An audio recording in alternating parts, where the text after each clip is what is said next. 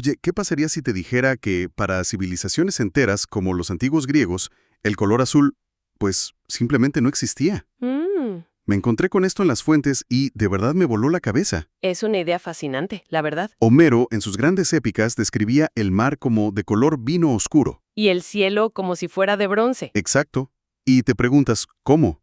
¿Es posible que solo percibamos aquello para lo que tenemos una palabra? Bueno, esa es la teoría principal. No es que sus ojos fueran físicamente distintos, claro. No, obvio. La cosa es que si no tienes una palabra para un concepto, tu cerebro no lo categoriza como algo distinto, no lo procesa igual. Pero a ver, ¿de verdad es posible que no vieran el azul? Suena increíble. Es que, O sea, el cielo para ellos no era azul. ¿Cómo es eso posible si el cielo es azul? bueno, es que ahí está el primer gran gancho de todo este tema. ¿A qué te refieres? El cielo no es azul, ni la manzana es roja. A ver, ¿cómo? Y esa idea es, digamos, el punto de partida para entender todo lo demás. Órale. Pues con eso ya me enganchaste. Hoy vamos a hacer un análisis a fondo de un concepto que damos por sentado, el color. Exacto. Vamos a explorar qué es, cómo lo vemos y qué significa cuando esa percepción es radicalmente diferente para otras personas. Y para esto tenemos una colección de materiales muy, muy variada. Sí, ¿verdad? Desde una explicación detallada de la física y la biología de la visión, Ok. hasta un artículo sobre el daltonismo que desafía mitos muy comunes e incluso una exploración de un concepto que usa todo esto como una metáfora muy potente: el daltonismo emocional. Uf, suena denso. Nuestra misión es desentrañar no solo la física del color, sino cómo lo construye nuestro cerebro, qué implica ver el mundo con una paleta distinta y cómo esto se extiende hasta nuestra vida interior. Totalmente. Perfecto. A ver, empecemos por esa idea que soltaste y que me dejó pensando. Lo primero que me brincó en estas fuentes es una frase de Isaac Newton. Ajá. Uno piensa en él y en la manzana, la gravedad, pero resulta que también dijo algo como, los rayos de luz carecen de color. ¿Cómo que no tienen color? Exacto. Esa es la base de todo. El color no es una propiedad de los objetos. Es una interpretación, una construcción de nuestro cerebro. Una construcción. La luz que viene del sol es lo que llamamos luz blanca, que en realidad es una mezcla de todas las longitudes de onda del espectro visible. Un arco iris completo, pues. Como la portada de Pink Floyd. Ahora, imagina esa luz blanca, esa mezcla de todos los colores golpeando una manzana. Ok. La cáscara de la manzana funciona absorbiendo energía. O sea, la luz del sol es como una lluvia de canicas de todos los colores. Me gusta la analogía. La cáscara de la manzana es codiciosa. Se queda con todas las canicas azules, verdes, amarillas, pero es como alérgica a las rojas. Ah, Entonces, las canicas rojas rebotan, y esas son las que llegan a tu ojo. La manzana no es roja, más bien, rechaza el rojo. qué loco. O sea, vemos el color que las cosas no quieren. Es la luz que les sobra. Exactamente. Eso cambia toda la perspectiva. Y bueno, esa luz que rebota llega a nuestros ojos. ¿Qué pasa ahí adentro? Ahí empieza la magia de la traducción. La luz entra por la córnea y el cristalino, que la enfocan en la retina, al fondo del ojo. Ok. Piensa en la retina como el sensor de una cámara digital de altísima tecnología. Y en ese sensor tenemos dos tipos de píxeles: los fotorreceptores, Conos y bastones. Me suena de la clase de biología. pues son el protagonistas. Primero están los bastones. Tenemos una cantidad brutal, como unos 130 millones. ¡Wow! Son nuestros sensores de visión nocturna, súper sensibles a la poca luz, pero solo ven en blanco y negro y tonos de gris. Claro. Por eso es imposible encontrar dos calcetines del mismo color en un cuarto oscuro. Estás en modo bastón. Exactamente, estás en visión que llaman escotópica. Pero para la experiencia del color, para la visión de día o fotópica, Ajá. los meros meros son los conos.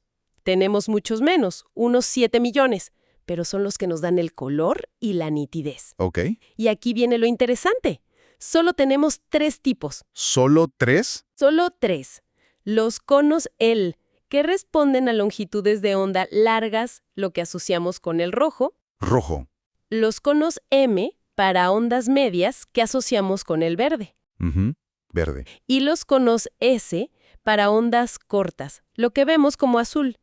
Por eso nuestra visión se llama tricromática. O sea, toda la inmensa gama de colores es una construcción del cerebro a partir de la señal de solo estos 3 tipos de sensores. De solo esos 3. Espera un momento. Dices que tenemos conos para rojo, verde y azul. Ujú. Pero, ¿y el amarillo? Es un color primario, ¿no? Al menos eso me enseñaron en la primaria con las acuarelas. Ah, sí. ¿No tenemos un cono amarillo? Esa es la pregunta del millón y una confusión súper común. Y la respuesta es no, no tenemos un cono amarillo. Ah, ¿no? No, el amarillo que percibes es, en cierto modo, una ilusión creada por tu cerebro. A ver, Ocurre cuando tus conos rojos y tus conos verdes se activan al mismo tiempo y con una intensidad similar. El cerebro recibe esas 2 señales y básicamente dice, señal roja más señal verde, esto es amarillo. o sea que el amarillo no lo vemos directamente. Nuestro cerebro lo calcula. ¡Qué alucinante! Así es. Entonces entiendo el sistema. 3 conos, 3 colores primarios de luz, pero eso nos lleva a otra cosa que mencionan las fuentes, los modelos de color. Justo, ya que el cerebro mezcla estas 3 señales, nosotros hemos creado sistemas para replicar ese proceso. ¿Ok? El primero es el de la luz misma, la síntesis aditiva, o RGB, Rojo, verde y azul. El que usan todas las pantallas. todas. Celulares, monitores, televisiones. Se llama aditiva porque partes de la oscuridad, del negro, y vas sumando luz. Claro. Si prendes el píxel rojo y el verde a tope, tu cerebro ve amarillo. Si prendes los 3 a su máxima intensidad, La suma de toda esa luz te da blanco puro. exacto. A ver, esto es clave. O sea que el rojo que veo en la pantalla de mi celular y el rojo de una revista no son el mismo rojo, ¿verdad? Para nada. Uno es luz que se crea y el otro es luz que se queda después de que la tinta absorbió todo lo demás. Es una naturaleza completamente distinta. Y por eso nunca se ven idénticos. Es la eterna batalla de los diseñadores gráficos. Claro, hacer que los colores de la pantalla se parezcan a los de la impresión. Son 2 mundos que hablan idiomas de color diferentes. El mundo de la impresión y los pigmentos usa la síntesis sustractiva, el modelo CMY. Cian, magenta, amarillo y negro. Correcto. Aquí el proceso es inverso. Partes de una superficie blanca que refleja toda la luz y la tinta que pones encima funciona restando o sustrayendo luz. Ajá. La tinta cian absorbe el rojo, la magenta absorbe el verde y la amarilla absorbe el azul.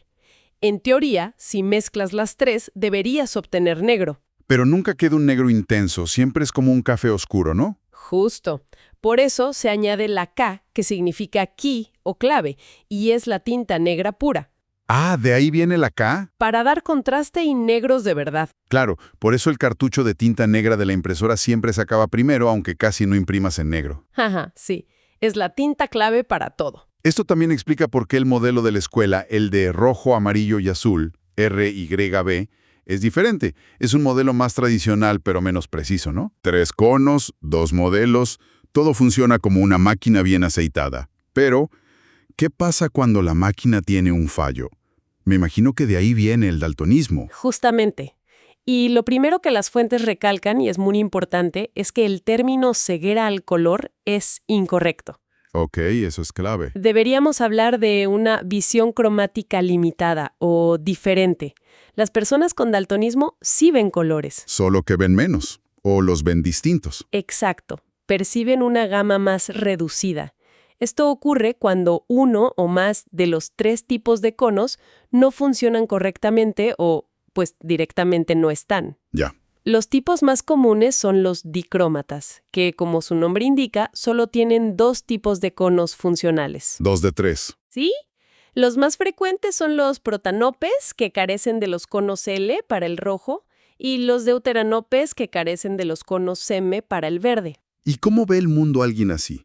Es difícil de imaginar. Pues para un protanope o un deuteranope, el mundo está pintado básicamente en tonos de azul y amarillo. Azul y amarillo. Sí, todo el espectro que para nosotros va del verde al rojo, pasando por naranja, café, para ellos colapsa en distintas tonalidades de amarillo o marrón. O sea que un césped verde y una flor roja... Pueden tener un brillo distinto, pero el color base que perciben es muy, muy similar. ¡Wow! Las fuentes también mencionan que esto es mucho más común en hombres. ¿Tiene una razón? Sí, es genética pura. Los genes que codifican los conos rojo y verde están en el cromosoma X. Ok. Las mujeres tienen 2 cromosomas X. Ujú. Si uno tiene el gen defectuoso, el otro normalmente lo compensa. Es un respaldo. Si tiene el gen del daltonismo, no hay respaldo. Se manifiesta sí o sí. ¡Qué interesante!